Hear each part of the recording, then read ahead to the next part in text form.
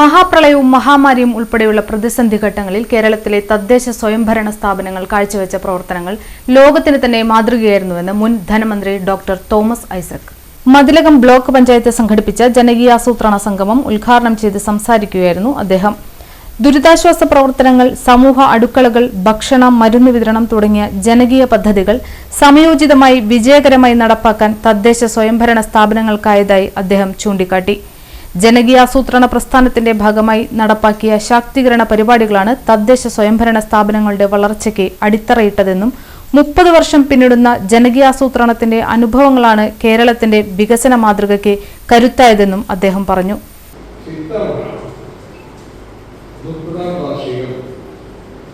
ഇതിൽ പങ്കാളികളായിട്ടുള്ള എല്ലാവരെയും ഒത്തുചേരാനുള്ള സന്ദർഭം ഒരുക്കണം. അങ്ങനെ വേണം എന്നാണ് ചിന്തിച്ചത്. ഇവിടെയിരിക്കുന്ന ഓരോരുത്തരുടെയും ജീവിതത്തിലെ ഏറ്റവും പ്രധാനപ്പെട്ട കാര്യം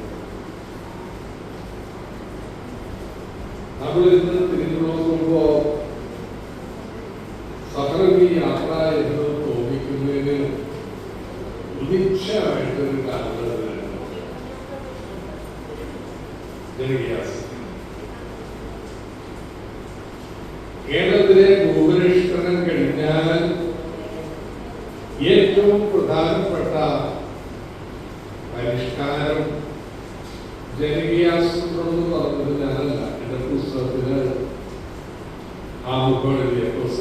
block panchayat president T K Ramesh Babu അധ്യക്ഷത വഹിച്ചു.